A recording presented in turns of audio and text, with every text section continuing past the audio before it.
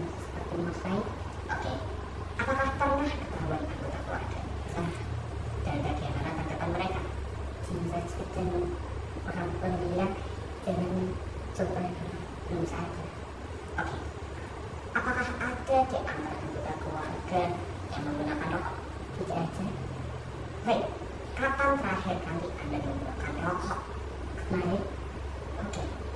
Berapa kali Anda menghabiskan rokok dalam sehari? 20%? Oke. Berapa pengeluaran Anda untuk membeli rokok dalam satu minggu? 100 bulan? 200? Oke.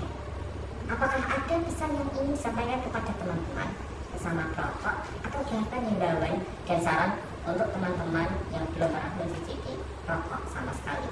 Kepada kawan-kawan yang belum mencoba, harap jangan mencobanya karena sekali mencoba bisa membuat. Oke, terima kasih untuk sumber. Terima kasih. Kapan pertama kali Anda menggunakan vape? Baik, penyebab menggunakan vape apa?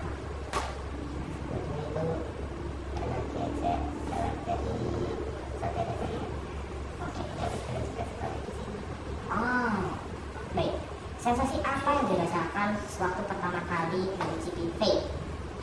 Untuk berikut pertama yang mencoba itu rasanya ada yang bikin batuk, ada yang sakit gitu. Oke, apakah pernah ketahuan anggota keluarga? Tidak pernah. Oke, dan bagaimana tanggapan mereka? Saya mengalami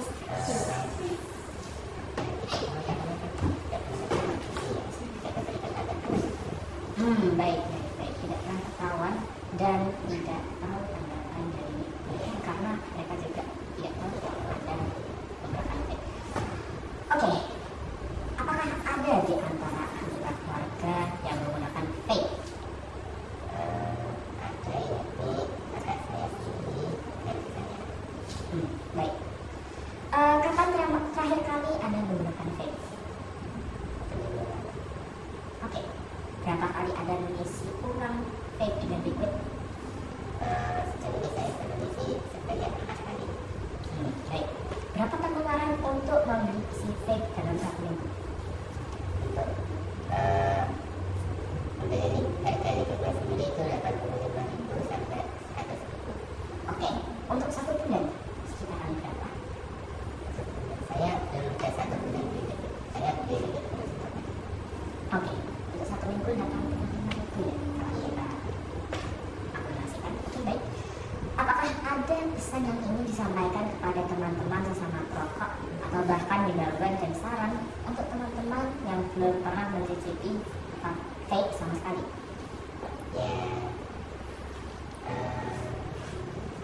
tidak ada. Oke, terima kasih. Terima kasih, Mbak. Fenomena yang maraknya muncul saat ini untuk vape di kalangan remaja yang pertama yaitu mereka menganggap bahwa rokok vape atau rokok elektrik itu lebih aman daripada rokok konvensional.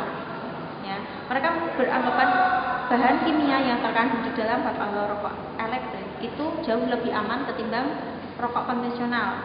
Yang kedua, karena mengikuti tren atau istilahnya tren musiman di kalangan remaja.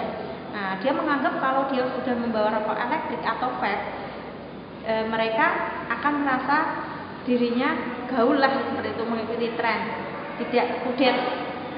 Kemudian, misalkan dalam satu tongkrongan, ya, mereka tidak nge-vape, mereka merasa gengsi, kok aku tidak sendiri. Nah, itu awalnya. Jadi vape itu atau rokok bisa timbul di akibat pergaulan juga di sekitar.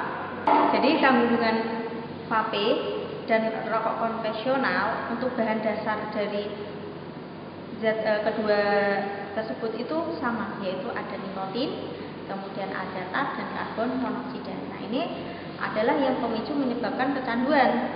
Jadi salah kalau ada yang mengatakan vape itu lebih aman ketimbang rokok konvensional. Nah, yang membedakan apa? Kalau di rokok konvensional itu ada kurang lebih 400 sampai 1000 bahan kimia. Sedangkan yang di vape itu ada kurang lebih 200 bahan kimia yang terkandung. Kemudian kalau di vape itu kan berupa cairan. Nah, itu kan kandungannya adalah aldehid, kemudian propylenglikol, benzena, ada kadmium, kemudian ada amonia. Nah, kalau di vape itu kan ada namanya perasa dan aroma. Itu ada yang namanya, istilahnya aroma itu adalah senyawa benzen, senyawa aromatis yang memberikan aroma di dalam vape. Itu juga berbahaya kalau digunakan dalam jangka waktu panjang. Sedangkan di rokok konvensional itu bahan kimianya jauh lebih banyak, seperti formaldehid, aldehid, kemudian gliserol, glikol, kemudian ada akrolein, partikulat meter. Partikulat meter ini adalah logam berat yang terkandung di dalam rokok konvensional yang menyebabkan kanker.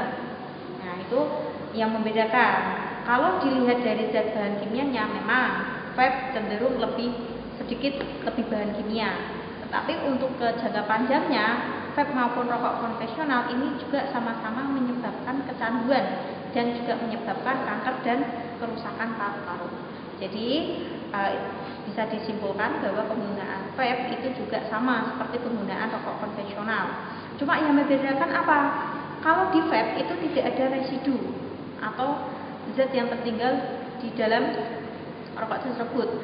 Kan kadang ada, sedangkan di rokok konvensional itu menghasilkan residu. Kalau yang perokok konvensional mungkin kalian bisa lihat itu ada karang gigi. Nah, itu residunya yang dihasilkan tadi dari rokok konvensional, karena rokok konvensional kan dibakar dari zat padat, sedangkan vape itu kan dari cairan yang sifatnya dihisap sehingga tidak menghasilkan residu. Yang membedakan hanya seperti itu. Untuk himbauan untuk anak-anak sekarang atau kalangan muda, yang pertama yang belum tersentuh oleh atau belum mencoba vape atau rokok konvensional, jangan sekali-kali untuk mencoba, karena sekali mencoba akan mulai kecanduan. Karena apa? Tadi akibat kerja nikotin yang merusak sistem saraf pusat.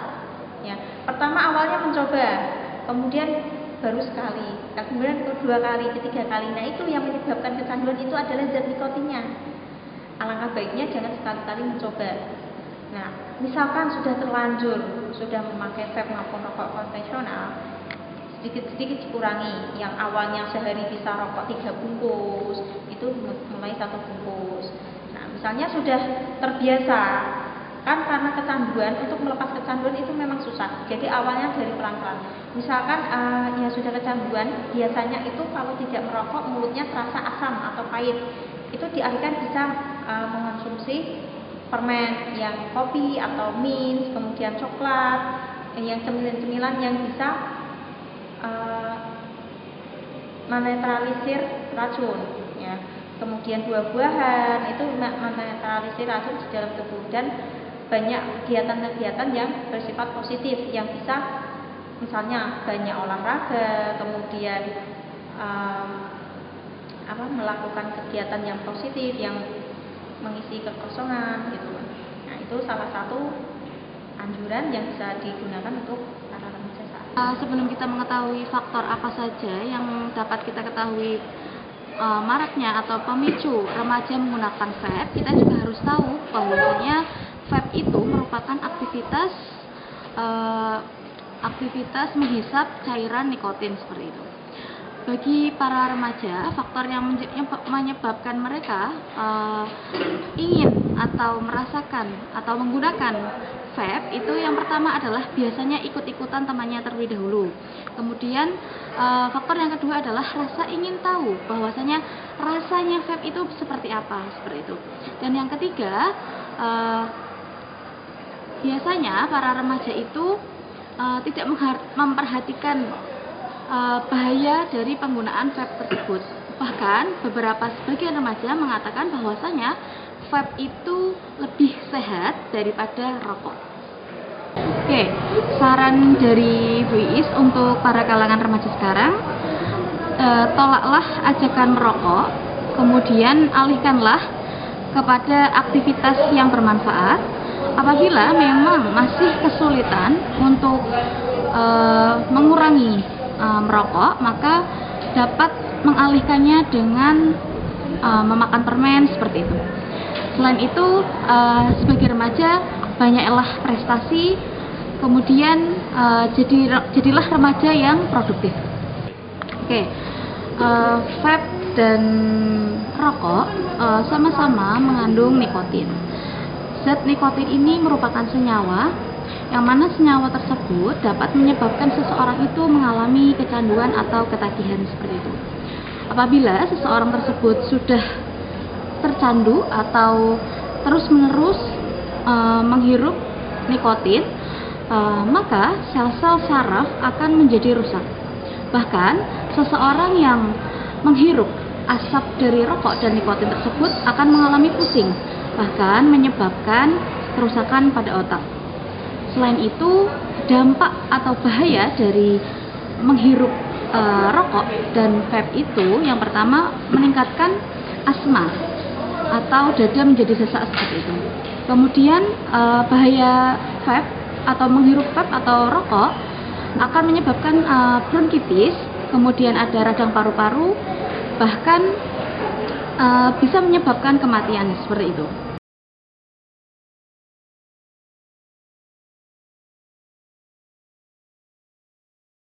Mbok iya sing full senyum sayang, ben aku semangat berjuang. Ojo nuruti gengsimu, jelas-jelas aku ndak mampu. Mbok iya sing full senyum sayang, ben aku saya tambah sayang. Rasa pusingku